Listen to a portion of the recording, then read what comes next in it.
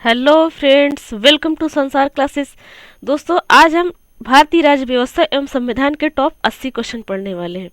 जी हाँ दोस्तों, top 80 question. तो दोस्तों, यदि आप हमारे चैनल पर नए हैं तो प्लीज़ चैनल को सब्सक्राइब कर लीजिए। इस चैनल से आपको बहुत ही हेल्प मिलेगी। तो दोस्तों, इसके पहले के जितने भी वीडियो हैं, हिंदी के जितने भी चैप्टर की प्रैक्टिस कर चुके हैं, यदि आप वो वीडियो नहीं देखे हैं तो प्लीज़ हमारे इस वीडियो के डिस्क्रिप्शन में जाइए, सभी प्लेलिस्ट का लिंक मिल जाएगा, आप वहाँ से वीडियो देख सकते हैं। तो दोस्तों, चलिए अब बिना किसी देरी के स्टार्ट करते हैं। जो कि पहला क्वेश्चन है वो है, संविधान सभा का गठन कब हुआ? तो फ्रेंड्स, संविधान सभा का गठन हुआ है 1946 में, 1946 के जुलाई महीने में। तो जी हाँ दोस्तों, इसका राइट आंसर क्या हो जाएगा? जुलाई 1946 में। इसका राइट आंसर हो जाएगा जुलाई 1946 में। नेक्स्ट है, संविधान सभा की प्रथम बैठक कब हुई? तो देखिए फ्रेंड्स, संविधान सभा का गठन हुआ 1946 में और जुलाई के महीने में। तो संविधान सभा की प्रथम बैठक क्या होगी, कौन से महीने में होगी? हो सकता है जुलाई महीने में ही हुई हो या फिर जुलाई महीने के बाद में हुई हो। तो फ्रेंड्स, इतना तो तय है कि वो 1947 में ही हुई है। पर फ्रेंड्स, इसका जो महीना है वो दिसंबर का महीना है। दिसंबर के महीने का जो 9 तारीख है उसे माना जाता है कि 9 दिसंबर 1946 को क्या हुआ था? संविधान सभा की प्रथम बैठक हुई थी। तो इसका राइट आंसर हो जाएगा 9 दिसंबर 1946। नेक्स्ट है, संविधान सभा के अस्थायी अध्यक्ष कौन थे? तो संविधान सभा के अस्थायी अध्यक्ष थे डॉक्टर सच्चिदानंद सिन्हा। तो इसका राइट आंसर है बी ऑप्शन। नेक्स्ट है, संविधान सभा का अस्थायी अध्यक्ष किसे चुना गया था? तो संविधान सभा का अस्थायी अध्यक्ष चुना गया था डॉक्टर राजेंद्र प्रसाद को। नेक्स्ट है, संविधान सभा के प्रारूप समिति का अध्यक्ष किसे नियुक्त किया गया? तो देखिए फ्रेंड्स, संविधान सभा का जो प्रारूप समिति है उसका अध्यक्ष चुना गया था डॉक्टर भीमराव अंबेडकर को। तो इसका राइट आंसर ए ऑप्शन है, डॉक्टर भीमराव अंबेडकर।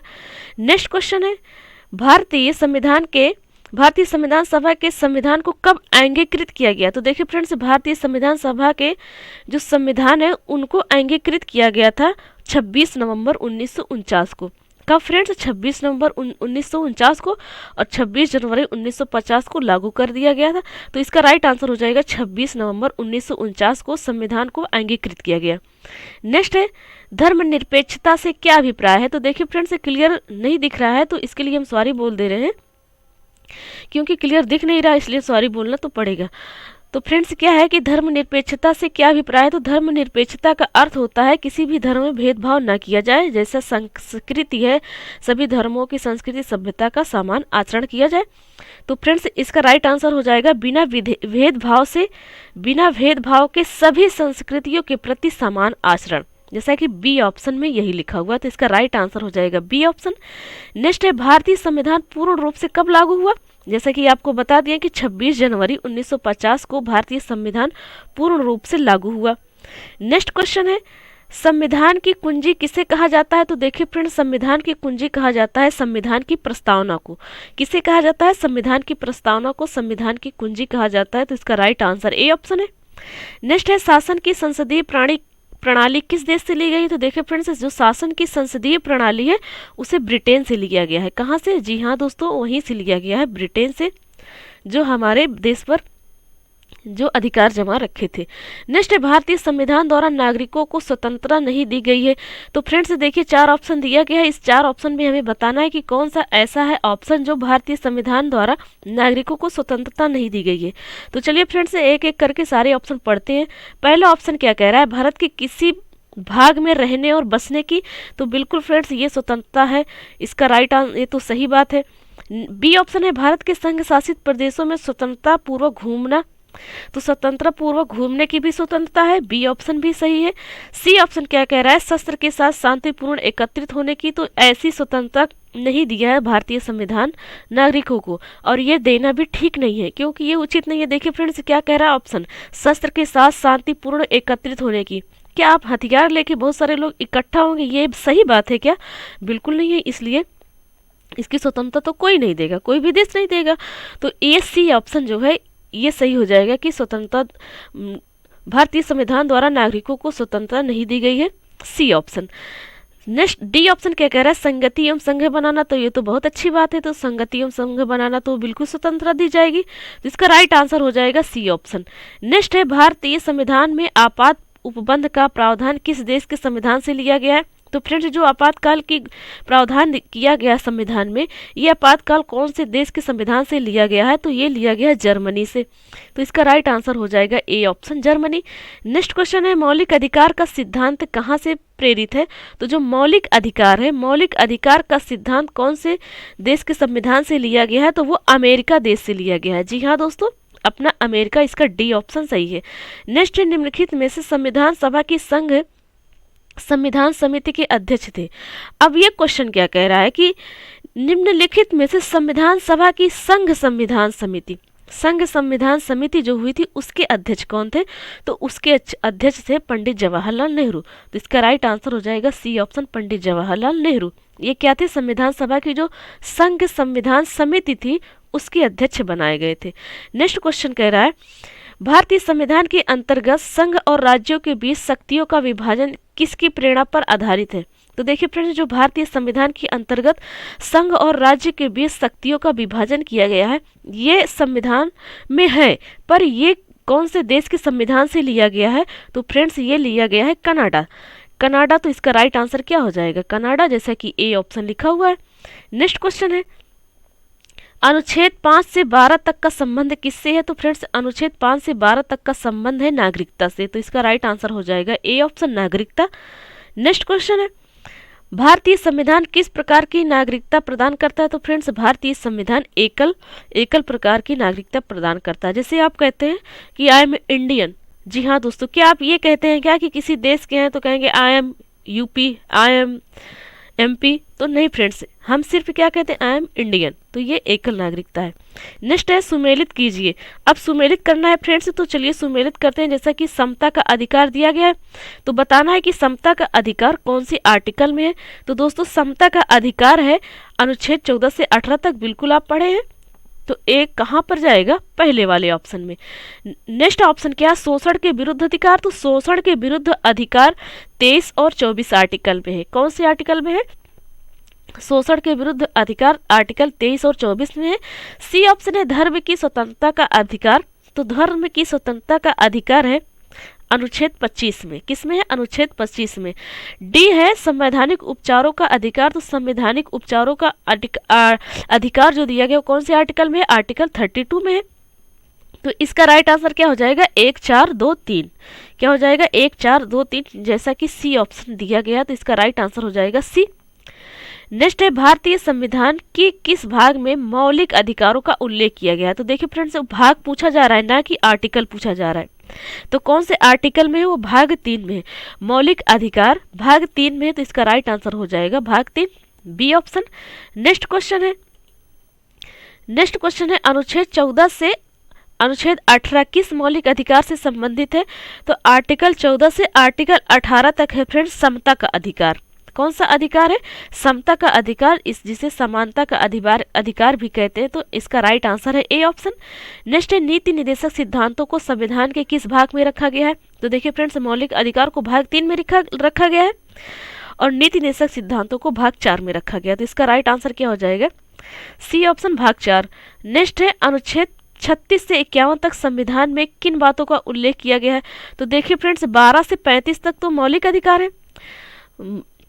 आर्टिकल 12 से 35 तक मौलिक अधिकार है। उसके बाद 36 आता है, तो 36 से 51 तक नीति निर्देशक सिद्धांत है। क्या है? नीति निर्देशक सिद्धांत है, जो कि भाग 4 पड़ जाता है। इसका राइट आंसर क्या हो जाएगा? पहला ऑप्शन नीति निर्देशक सिद्धांतों का। नेक्स्ट है पंचायतों के गठन का उल्लेख किस अनुच्छेद में वर्णित है? तो फ्रेंड्स पंचायतों के गठन का उल्लेख है अनुच्छेद 40 में। तो इसका राइट आंसर हो जाएगा डी ऑप्शन। नेक्स्ट क्वेश्चन है मौलिक कर्तव्यों का प्रावधान किस देश के संविधान से अभिप्रेरित है? तो जो मौलिक कर्तव्य है फ्रेंड्स, मौलिक अधिकार नहीं, मौलिक अधिकार तो अमेरिका से है, पर मौलिक कर्तव्य की बात की जा रही है। तो मौलिक कर्तव्य पूर्व सोवियत संघ से है। तो इसका राइट आंसर हो जाएगा ए ऑप्शन। नेक्स्ट क्वेश्चन है मौलिक कर्तव्यों का उल्लेख किस अनुच्छेद में है? तो देखिए फ्रेंड्स, मौलिक कर्तव्य कौन से अनुच्छेद में है? अनुच्छेद 51 ए में है। किस में है? अनुच्छेद 51 ए में है मौलिक कर्तव्य। तो दोस्तों 36 से 51 तक राज्य के नीति निर्देशक तत्व है और उसके बाद 51 ए में रख दिया गया मौलिक कर्तव्य को। तो इसका राइट आंसर बी ऑप्शन है। नेक्स्ट है मौलिक कर्तव्यों को किस समिति की सिफारिश पर संविधान में समाहित किया गया? तो देखिए फ्रेंड्स, जो मौलिक कर्तव्य है किसी समिति की सिफारिश पर संविधान में रखा गया है। तो फ्रेंड्स ये कौन सी समिति, ये थी स्वर्ण सिंह समिति। कौन सी समिति से? स्वर्ण सिंह समिति के सिफारिश पर संविधान में मौलिक कर्तव्य को रखा गया है। नेक्स्ट क्वेश्चन है सूची 1 का सूची 2 से मेल कीजिए। तो चलिए फ्रेंड्स मेल करते हैं। ये क्वेश्चन तो अच्छा है, ये क्वेश्चन संविधान से रिलेटेड यही क्वेश्चन ज़्यादातर पूछा जाता है ऐसे ही मिलान करने के लिए। पहला है मौलिक अधिकार। तो फ्रेंड्स हम पढ़ चुके हैं मौलिक अधिकार कहाँ से लिया गया? अमेरिका से लिया गया है, तो अमेरिकी अधिकार पत्र इसका राइट आंसर हो जाएगा। और जो राज्य के नीति निदेशक तत्व, इसको अभी अभी हम पढ़ कर आ रहे हैं कि राज्य के नीति निदेशक तत्व आयरिश संविधान से लिया गया है, आयरिश संविधान है। तो फ्रेंड्स इसका राइट आंसर ये हो गया। सी ऑप्शन है मंत्रिमंडलीय सरकार। तो मंत्रिमंडलीय जो सरकार है ये कहाँ से ली गई है फ्रेंड्स? तो ये ब्रिटिश संविधान से ली गई थी। हम पहले पढ़ चुके हैं कि जो अपने भारत संसद की शासन जो प्रणाली है ये ब्रिटिश से ली गई है। तो मंत्रिमंडलीय सरकार कहाँ से? ब्रिटिश से है। उसके बाद केंद्र राज्य संबंध है, पढ़ चुके हैं कि ये कनाडा से लिया गया। उसके बाद अभी हम पढ़े थे मौलिक कर्तव्य कहाँ से लिया गया था? सोवियत संघ से लिया गया था। तो फ्रेंड्स इसका राइट आंसर क्या हो जाएगा? 4 3 1 2 जैसा कि बी ऑप्शन है, तो ये इसमें बी ऑप्शन राइट आंसर है। B is the right answer. Next question है संघ की कार्यपालिका शक्ति निहित है। तो देखिए फ्रेंड्स संघ की कार्यपालिका पूछा जा रहा है, तो संघ की कार्यपालिका किस में निहित है? राष्ट्रपति में निहित है। बी ऑप्शन सही है। नेक्स्ट है राष्ट्रपति पद पर नियुक्ति के लिए निम्नतम आयु सीमा क्या है? तो न्यूनतम आयु सीमा है 35 वर्ष। जी हाँ दोस्तों, कितना है राष्ट्रपति बनने के लिए? कम से कम आपकी कितनी आयु होनी चाहिए? 35 वर्ष। नेक्स्ट है राष्ट्रपति पद की अवधि कितने वर्षों तक है? तो ये है फ्रेंड्स 5 वर्षों तक। नेक्स्ट है वर्तमान में राष्ट्रपति का वेतन कितना है? तो फ्रेंड्स वर्तमान में राष्ट्रपति का वेतन है 5 लाख रुपए। कर मुक्त होती है फ्रेंड्स, राष्ट्रपति की सैलरी कर मुक्त होती है। तो इसका राइट आंसर हो जाएगा ए ऑप्शन। नेक्स्ट है राष्ट्रीय आंग्ल भारतीय समुदाय के कितने प्रतिनिधियों को लोकसभा में मनोनीत करता है? तो देखिए फ्रेंड्स राष्ट्रपति लोकसभा में कितने प्रतिनिधियों को मनोनीत करता है? तो फ्रेंड्स सिर्फ और सिर्फ 2 प्रतिनिधियों को। लोकसभा में 2 प्रतिनिधियों को और राज्यसभा में 12। तो इसका राइट आंसर क्या हो जाएगा? 2। 12 मत करिएगा, 12 चूंकि राज्यसभा में होता और हमें पूछा क्या गया है लोकसभा। नेक्स्ट है अनुच्छेद 352 में किस आपात उपबंध का उल्लेख है? तो देखिए फ्रेंड्स राष्ट्रपति आपात, अनुच्छेद 352 में किस आपात उपबंध का उल्लेख है? तो राष्ट्रीय आपात का। गलती से आप राष्ट्रपति शासन मत करिएगा, राष्ट्रपति शासन राज्य में लगता है। तो फ्रेंड्स 352 में राष्ट्रीय आपातकाल है, तो इसका राइट आंसर हो जाएगा ए ऑप्शन।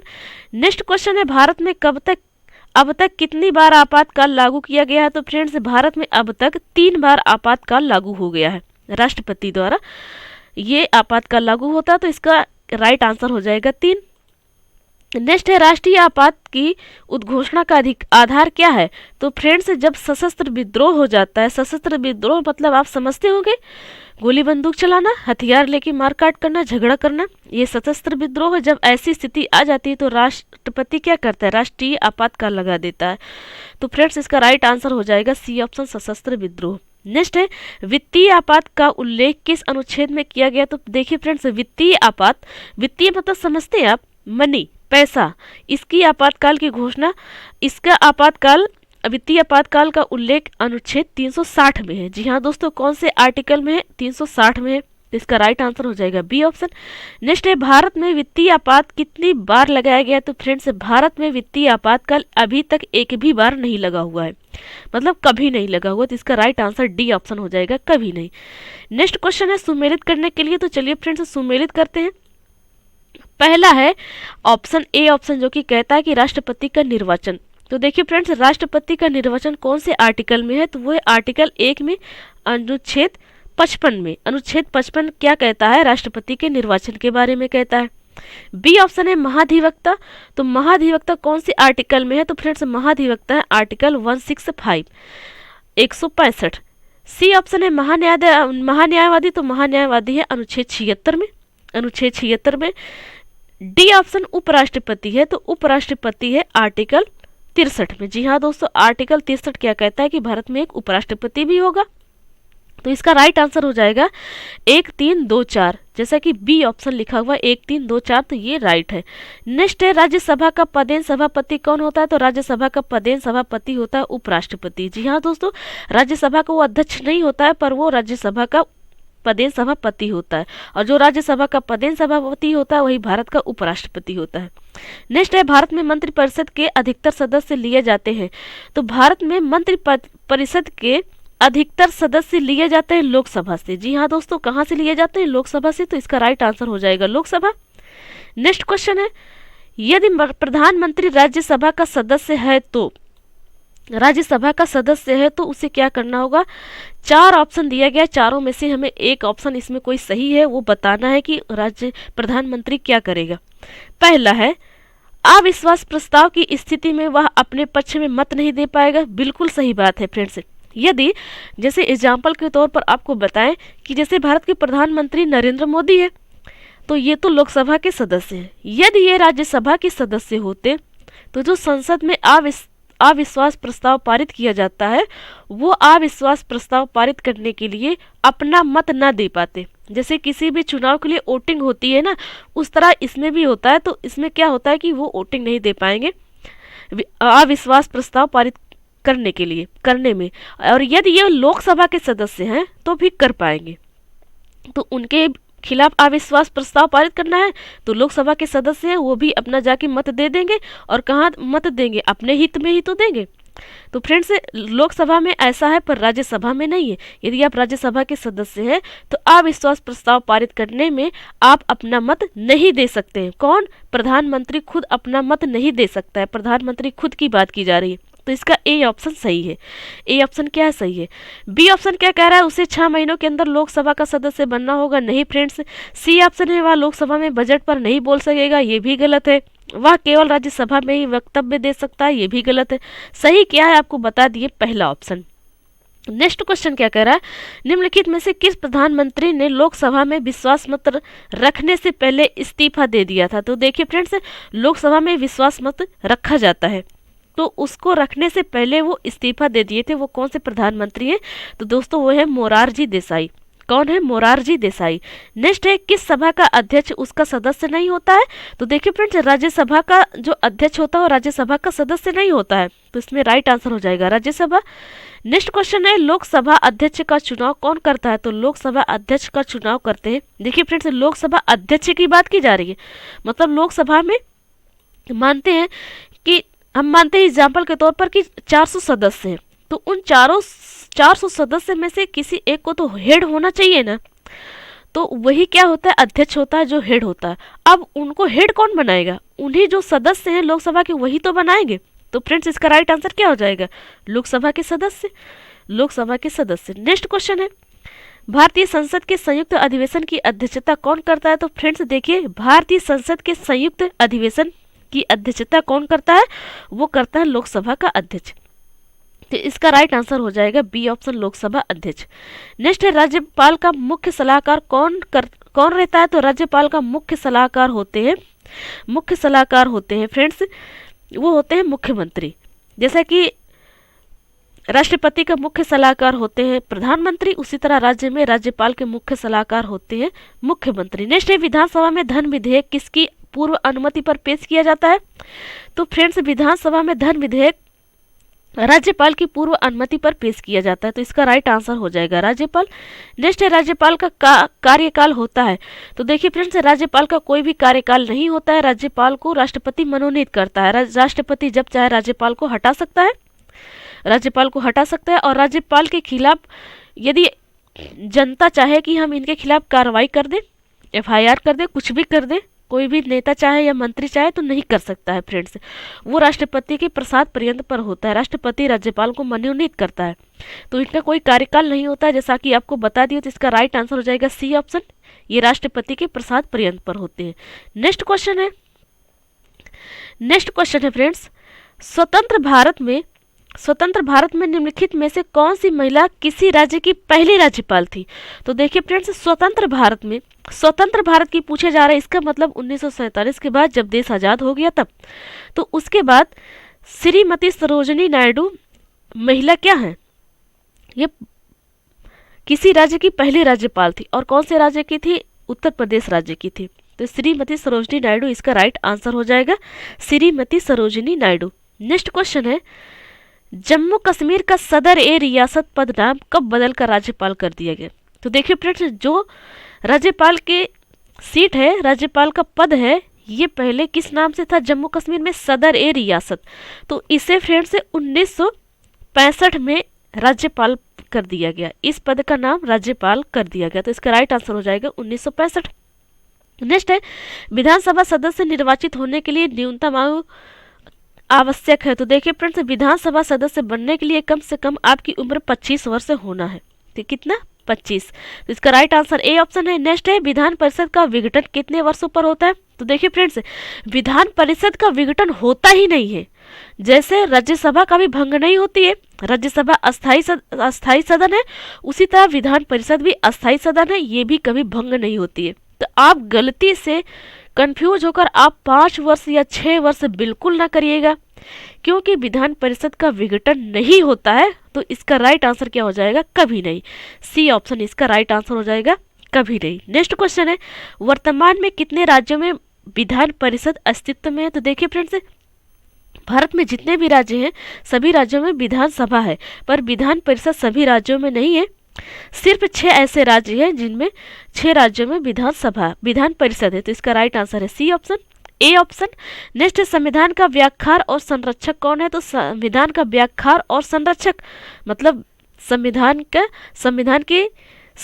का क्या करना? सुरक्षित रखना या उसकी रेख देख करना किसका काम है? सर्वोच्च न्यायालय का है। तो देखिए फ्रेंड्स, इसका राइट आंसर हो जाएगा सी ऑप्शन, इसका राइट आंसर हो जाएगा सी ऑप्शन, सर्वोच्च न्यायालय मतलब सुप्रीम कोर्ट।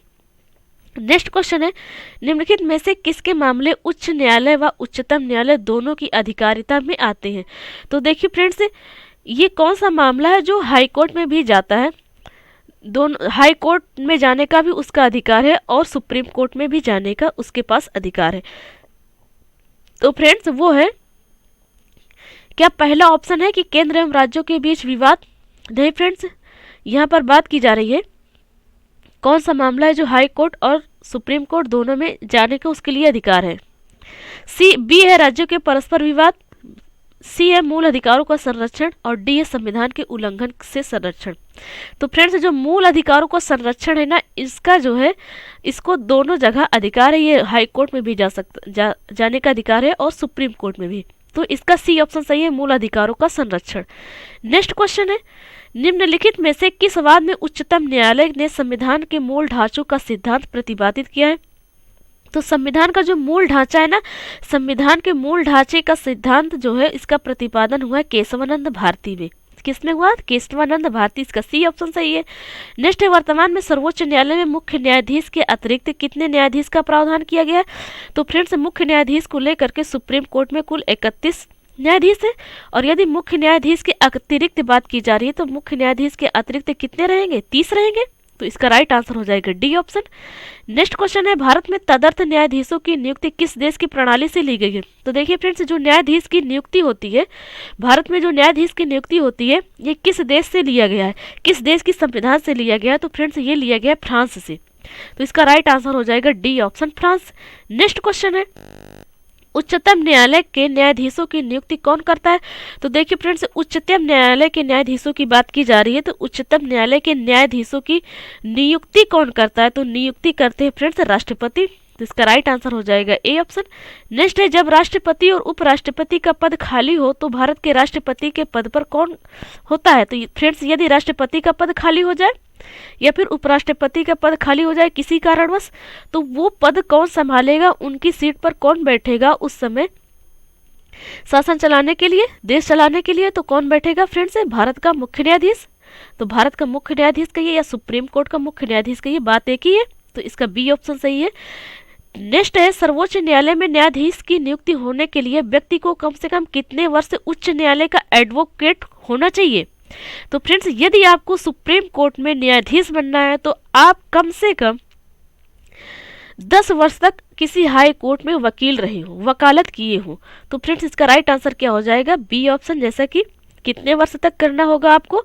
किए रहेंगे आप, वकालत किसी हाई कोर्ट में 10 वर्ष तक। तो इसका राइट आंसर हो जाएगा 10 वर्ष, बी ऑप्शन।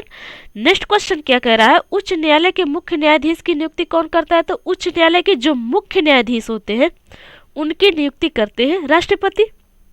जी हाँ दोस्तों, कौन करते हैं? राष्ट्रपति। इसका राइट आंसर हो जाएगा ए ऑप्शन।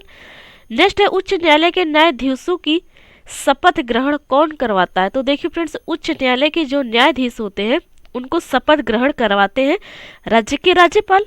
राज्य के राज्यपाल, जिस राज्य के हाई कोर्ट में वो न्यायाधीश बन रहे हैं उन्हें, उसी राज्य के राज्यपाल उन्हें शपथ दिलाएंगे। तो उच्च न्यायालय की न्यायाधीशों को शपथ कौन दिलाता है? राज्य के राज्यपाल। तो इसका बी ऑप्शन सही है। नेक्स्ट है, उच्च न्यायालय के क्षेत्राधिकार को कम या अधिक करने का अधिकार किसे है? तो बिल्कुल फ्रेंड्स, ये अधिकार किसके पास है? संसद के पास है। तो इसका राइट आंसर है बी ऑप्शन। नेक्स्ट है, उच्च न्यायालयों के न्यायाधीशों के आचरण पर बहस की जा सकती है।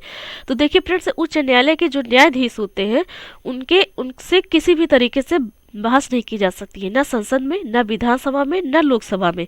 तो इसका राइट आंसर क्या हो जाएगा? इनमें से कोई नहीं, इनमें से कोई नहीं। नेक्स्ट है, निम्नलिखित में से कौन सही सुमेलित नहीं है? तो देखिए फ्रेंड्स, कर्नाटक उच्च हाई कोर्ट बेंगलोर में है, कर्नाटक उच्च न्यायालय बेंगलोर में है। तो फ्रेंड्स ये क्या है? जी हाँ दोस्तों, बेंगलोर में, राइट है। बी ऑप्शन है, मध्य प्रदेश का उच्च न्यायालय भोपाल में, गलत है फ्रेंड्स। सी है, राजस्थान का उच्च न्यायालय जोधपुर, ये सही है। डी है, केरल उच्च न्यायालय एर्नाकुलम में, तो ये बात बिल्कुल सही है। तो इसमें बी ऑप्शन जो कि है ये गलत है, मध्य प्रदेश का उच्च न्यायालय भोपाल में नहीं है। नेक्स्ट है, नवसृजित उच्च न्यायालय है, मतलब जो उच्च न्यायालय नया नया है, अभी हाल ही का है, वो पूछा जा रहा है।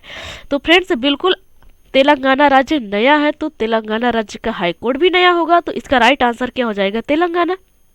नेक्स्ट है, भारत के महान्यायवादी की नियुक्ति कौन करता है? तो भारत के महान्यायवादी भी राष्ट्रपति के प्रसाद पर्यंत पर होते हैं, तो इनकी नियुक्ति कौन करता है? राष्ट्रपति करता है।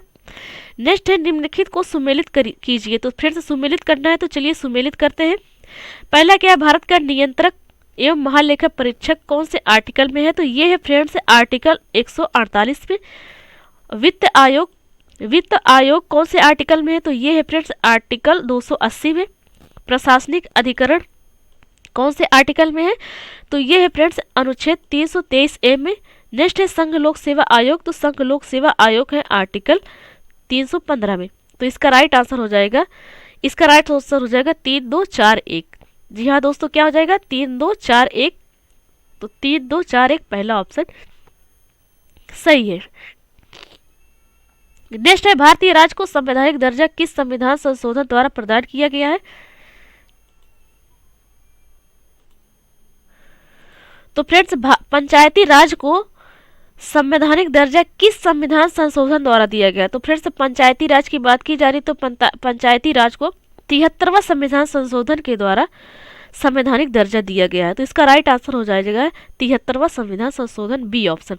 नेक्स्ट क्वेश्चन है, नगर पालिका को संवैधानिक दर्जा किस संविधान संशोधन द्वारा प्रदान किया गया था? तो फ्रेंड्स, नगर पालिका की ये बात की जा रही है, तो नगर पालिका को 74वां संविधान संशोधन द्वारा संवैधानिक दर्जा दिया गया है नगर पालिका को। तो इसका राइट आंसर हो जाएगा ए ऑप्शन, 74वां संविधान संशोधन। नेक्स्ट क्वेश्चन है, लोकसभा एवं विधानसभा चुनाव में मतदाताओं की आयु 21 वर्ष से घटाकर 18 वर्ष से किस संविधान संशोधन द्वारा की गई है? तो फ्रेंड्स, ये 61वां संविधान संशोधन द्वारा 21 वर्ष से घटाकर 18 वर्ष से कर दिया गया मत देने के लिए।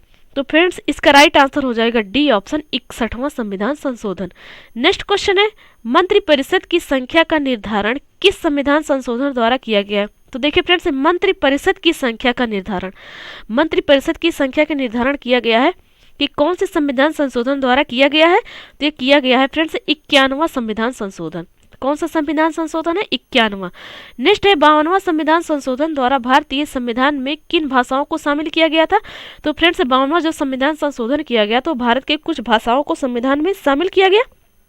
वो भाषा है डोगरी, मैथिली, बोडो तथा संथाली। कौन है? डोगरी, मैथिली, बोडो तथा संथाली। तो इसका राइट आंसर हो जाएगा ए ऑप्शन। 4 भाषा है, याद रखिएगा फ्रेंड्स, डोगरी, मैथिली, बोडो तथा संथाली। 4 ऑप्शन है, कई बार बोलिएगा, ऐसे याद हो जाएगा, डोगरी, मैथिली, बोडो, संथाली। इन भाषाओं को संविधान में शामिल किया गया था 52वां संविधान संशोधन के द्वारा। नेक्स्ट है, किस संविधान संशोधन द्वारा 6 से 14 वर्ष तक के सभी बच्चों को निःशुल्क तथा अनिवार्य शिक्षा का प्रावधान किया गया है? तो फ्रेंड्स ये है 86वां संविधान संशोधन। जी हाँ दोस्तों, 86वें संविधान संशोधन में कहा गया है कि 6 वर्ष से लेकर के 14 वर्ष तक के बच्चों को निःशुल्क शिक्षा दी जाएगी और अनिवार्य है, सबको दी जाएगी जितने भी बच्चे हैं। तो फ्रेंड्स ये क्या हो जाएगा? राइट आंसर 86वां संविधान संशोधन। नेक्स्ट है पंथ निरपेक्षता, समाजवादी एवं अखंडता शब्द को किस संविधान संशोधन द्वारा जोड़ा गया है? तो फ्रेंड्स जो पंथ निरपेक्षता है या समाजवादी अखंडता, ये शब्द को संविधान में जोड़ा गया है, संविधान में संशोधन किया गया है। तो कब जोड़ा गया है? 42वां संविधान संशोधन में क्या किया गया? संविधान में 3 शब्द जोड़े गए हैं, पंथ निरपेक्षता, समाजवादी और अखंडता। पंथ निरपेक्षता, समाजवादी और अखंडता, ये 3 शब्दों को 42वां संविधान संशोधन द्वारा जोड़ा गया है। नेक्स्ट है संविधान में सहकारी समितियां शब्द किस संविधान संशोधन द्वारा जोड़ा गया है?